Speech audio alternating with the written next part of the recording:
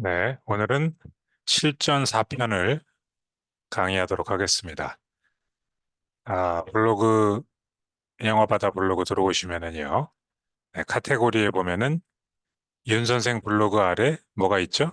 네, 빅시즌 BBC가 있고요. 여기는 피드백들을 모아놓는 곳이죠.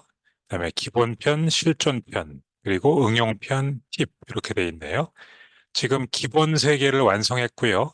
실전 4개 중에 마지막 4편을 보여드릴 차례가 되었습니다. 실전편에는 어떤 것들이 있었죠? 복습 한번 하겠습니다.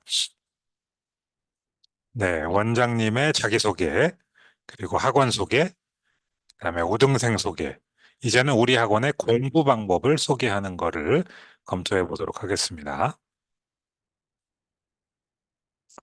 네, 실전 4편 윤 선생 학원 공부 방법입니다. 아이를 학원에 보낼 때 엄마들이 여러 개를 고려할 텐데요. 어, 학원이나 공부방 교습소에서 어떻게 우리 아이가 하루를 보낼까? 되게 궁금하겠죠. 네, 원장님에 대해서 일단 신뢰가 생기면은요, 학원은 보내기는 보낼 건데, 애가 뭘 하는지 되게 알고 싶을 겁니다. 근데 이거 참 알기가 쉽지 않죠. 학부모 동반 등원하는 학원 없잖아요. 그러면 그거를 상세히 보여주면 좋을 텐데요. 엄마의 관점, 즉 객의 관점이니까 객관, 그 객관을 고려해서 궁금해할 만한 걸 충분히 해소해 준다라고 생각하시고, 네, 그 마인드로 글을 작성하시면 됩니다. 마치 이렇게 카메라를 들고, 무빙 카메라를 들고 아이의 동선을 따라 움직이는 것처럼 옆에서 지켜보는 것처럼 설명해 주면 좋겠죠? 자, 글을 쓰는 순서를 한번 정해 보겠습니다. 네, 글 쓰는 순서인데요. 잠깐만요. 네. 자, 우선 원생 한 명을 고르는 거예요. 네. 어, 누구를 고르면 좋을까요? 원장님이 소개할 딱 한 명을 고르는데, 그때는 그 의도와 전략이 있어야죠. 우리 그 학원 공부방에 많이 모집하고 싶은 학교 또 학년이 있을 거예요. 당연히 핵심 상권 학교가 되겠고요. 원장님에게 있으면 좋은 그 학년, 뭐 예를 들어 3학년 여학생, 이렇게 그런 그 내가 원하는 학생을 갖다가 모델로 등장시키는 겁니다. 자, 아이를 소개하는 건 아니지만 학원의 공부 방법을 소개하는 거지만 그 학원의 공부를 하고 있는 아이가 있어야 설명이 가능하니까 모델을 선정해야 되는데 네, 많이 모집하고 싶은 학교와 학년으로 선정하시면 됩니다.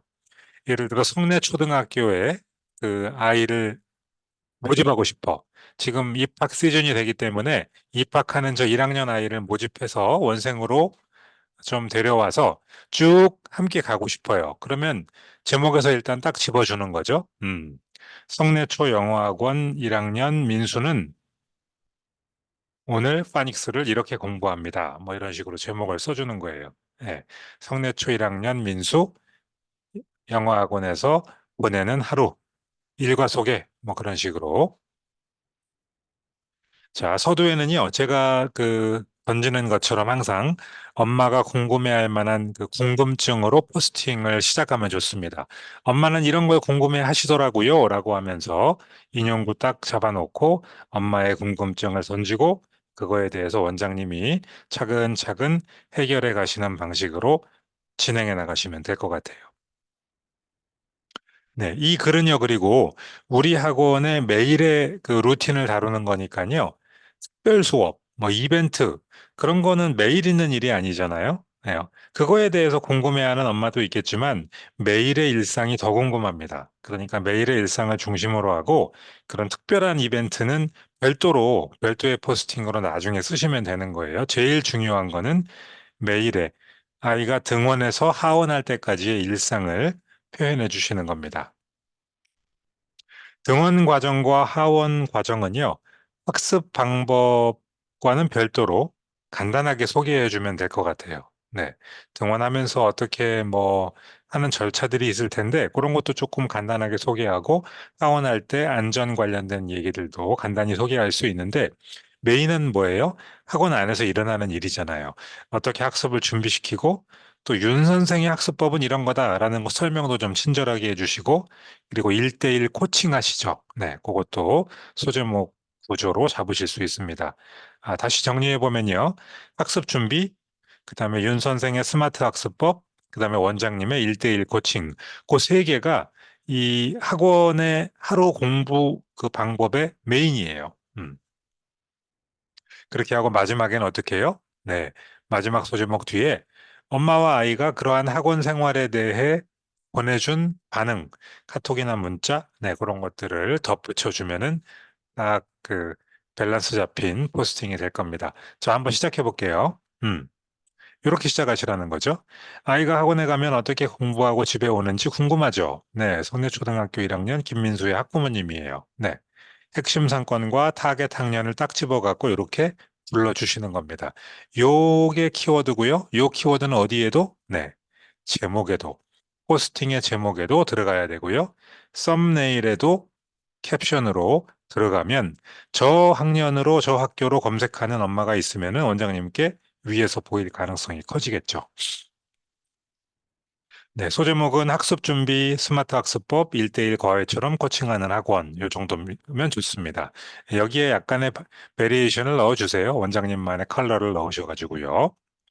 그리고 메인 소제목 전에 도입부에서 간단히 소개하면 좋은 것이 바로 등원 과정인데요. 어, 지도에다가 학교와 학원의 핀을 같이 딱 꼽아놓고 동선을 보여줄 수 있죠.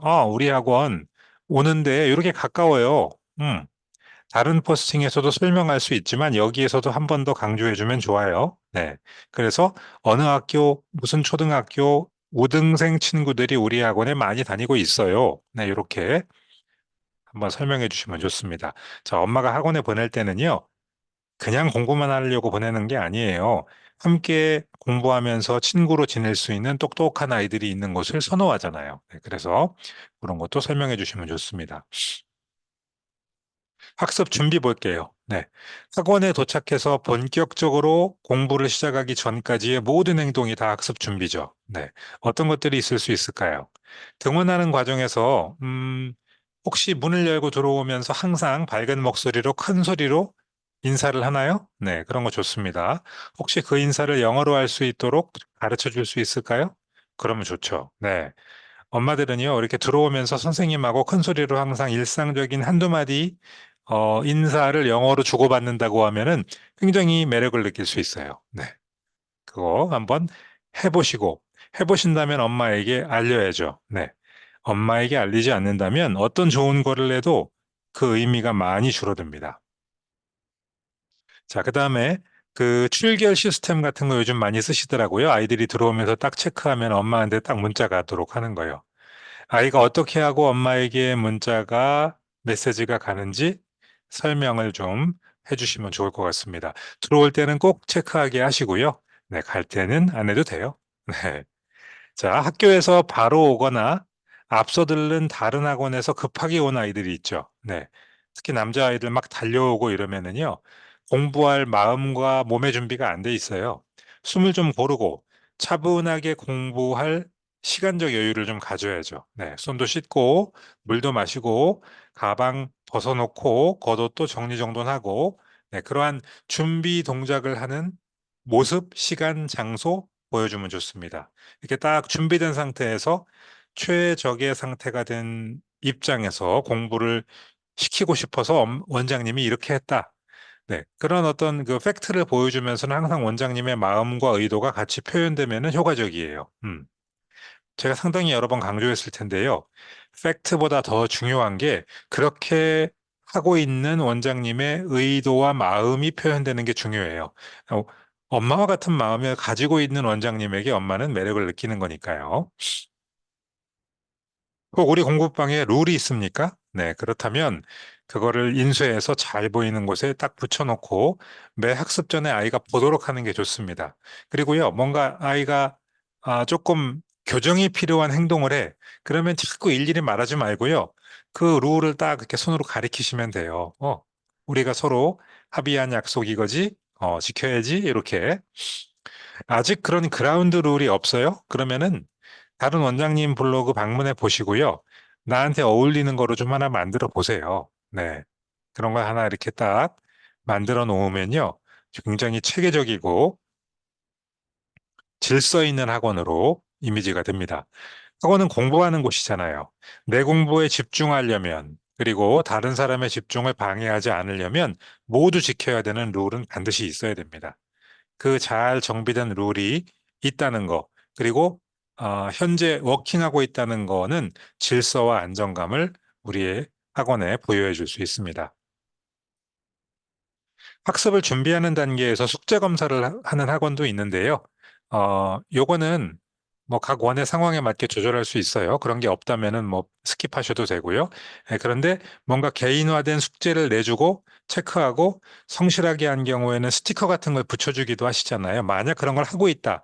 그러면 그런 걸 어디에 이렇게 벽에 딱 정해진 자리에다가 이렇게 그 붙여놓고 계실 텐데 그것도 사진으로 찍어서 우리 학원은 이렇게 아이들을 동기부여하고 있다는 거 보여줄 수도 있죠. 매일 특정 개수의 단어를 암기하는 프로젝트를 하는 학원도 있죠. 레이싱, 보카레이싱 뭐 이런 거 같은 거 하시는데 그런 거를 수업 전후에 직접 표시하기도 하잖아요. 네, 그런 거 사진으로 좀 보여주고 학원에 오는 친구들이 이렇게 해서 1년에 몇 개의 단어를 목표로 공부하고 있다라는 것도 보여주면 좋습니다. 벌써 여기까지만 해도 아직 공부는 본격적으로 시작도 안 했는데도 자랑할 게 꽤 많잖아요. 야, 이 학원은 평소 항상 공부하는 게 루틴으로 잡혀 있구나. 네, 이런 느낌이 딱 옵니다. 자, 그 다음에 윤 선생의 스마트 학습법입니다. 어, 윤 선생 학원의 하루 일과 중에 엄마가 제일 궁금해하는 게 요거예요. 본사의 고객센터로 오는 질문들 중에 그 자주 묻는 질문들을 저희가 정리한 게 있는데 정말 많이 오는 게 윤 선생은 어떻게 공부하나요? 요겁니다. 좋다는 얘기는 많이 들었는데 직접 경험해 보지 않으면 속속들이 알지를 못하니까 궁금한 거죠. 그리고 학습기 안에서 모든 게 구동되니까 엄마 입장에서는 제대로 알기가 어렵죠. 네, 그래서 스마트 학습은요, 단계별로 분해해서 자, 이렇게 공부한다. 어떤 공부를 하고 있다. 그리고 이걸 왜 하는 거다. 그리고 이렇게 하면 어떤 효과가 기대된다. 이렇게 친절하고 상세한 설명을 하는 게 좋습니다. 어, 우리 그 원장님들을 대상으로 한 이 뭐라고 해야 될까요? 그 중간에 신입 교육 받은 다음에 몇 개월 이내에 한번 그 추가 그 정착 교육 뭐 내지는 한번 점프업 하실 수 있도록 해드리는 교육이 있는데 거기에서 보면은 자기 주도적으로 진행하는 스마트 학습을 1교시, 그 다음에 선생님하고 같이 꼼꼼하게 체크하고 리뷰하는 거를 2교시라고 부르는 원장님들이 많더라고요. 네. 그렇게 소개해 주시면은요, 우리 학원에 가서 되게, 집중해서 공부하고 선생님이 꼼꼼히 관리한다라는 걸 개념적으로 정확히 이해할 수 있는데 도움이 됩니다. 스마트 학습을 단계별로 잘 소개한 사례를 제가 이 포스팅 말미에 링크로 넣어 놓았는데요. 어, 그걸 참고해가지고 원장님만의 그 포스팅으로 만들어 보시면 좋겠어요. 자, 근데 그렇다고 해서 그분들 걸 베끼는 거는요, 원장님에게 전혀 도움이 되지 않아요. 그분들은 오리지널로 썼지만 그걸 베끼는 사람은 유사문서, 짝퉁 블로그가 되는 거라 그렇게 하지 마시고요. 충분히 내 거로 소화해. 일단 컨텐츠를. 그 다음에 내가 직접 쓴 글, 그리고 내가 우리 학원에서 찍은 사진으로 설명을 해야 나의 것이 됩니다. 꼭 그렇게 하시고요. 아이들이 공부하는 동안 선생님은 뭐 하시나요? 네, 이런 질문도 은근히 많이 합니다. 선생님이 가만히 있는 게 아니잖아요.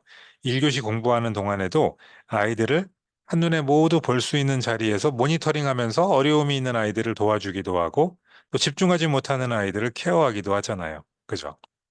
또 성실히 잘 학습한 아이에게 동기부여하는 장치도 두고 있고요. 네, 그런 것들 소개하시면 좋고요. 일단 아이가 공부하는 동안 쌤이 뭘 하시죠? 라는 그 의문을 갖는 거는요. 선생님이 항상 우리 아이를 좀 바라보고 관심을 가져주었으면 좋겠다 하고 그 생각하는 엄마의 마음이에요. 그걸 좀 헤아리시고 내가 진짜 그렇게 하고 있다라는 거를 표현해 주시면 해소되는 의문입니다. 자, 그 다음에 1대1 과외 같은 데일리 코칭인데요. 선생님이 아이랑 같은 책상에 앉아서 오늘 공부한 내용을 이렇게 함께 리뷰하는 사진이 한 장 들어가면 아주 좋아요. 원장님들 블로그에 그런 사진들이 많이 있는데 정말 좋습니다. 네. 포커스 그룹하고 조금 인터뷰를 저희가 해보았는데요. 학부모들 중에 윤 선생 학원에 느끼는 매력을 이거로 표현하시는 분이 많아요. 대형 학원처럼 수준 높고 체계적인 커리큘럼하고 시스템으로 공부하는데도 1대1 과외처럼 우리 아이의 상태를 꼼꼼히 체크받고 싶다. 그래서 학원에 온 거예요. 윤 선생 학원에. 네. 이게 근데 어려운 일이죠. 어떻게 대형 학원 같은 체계적인 커리큘럼과 시스템과 1대1 과외를 한 곳에서 할 수가 있어요. 쉽진 않죠. 그런데도 그런 니즈를 느끼는 거는 이해할 만한 일이잖아요. 그리고 그 어려운 일을 원장님이 매일 해내고 있다는 사실이 중요하죠. 그거를 엄마가 알게 하고 신뢰할 수 있도록 증거로 보여주는 게 더 중요합니다. 제가 보니까요, 원장님들이 아이를 1대1 체크할 때 주로 이런 포인트들을 하시더라고요. 이 모든 걸 아이에게 다 하면 힘들어 하잖아요. 그래서 아이들에게 맞추어서 어떤 것들은 조금, 아, 많이 하고 어떤 것들은 천천히 약간 좀 이렇게 그 빈도를 조절해서 하시기도 하는데요. 여기 지금 오렌지색으로 제가 표현해 놓은 거 한 7개 정도 되는데요.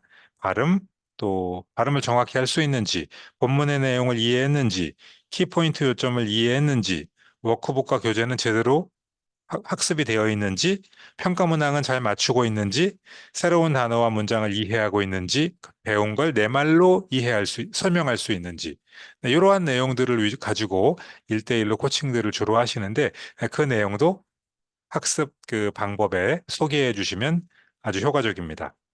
아이는 선생님이 관심을 가져주고 칭찬해 주면은 그것 때문에 굉장히 많이 성장하죠. 그리고 그거를 가시화하는 것의 효과가 아주 좋은데요.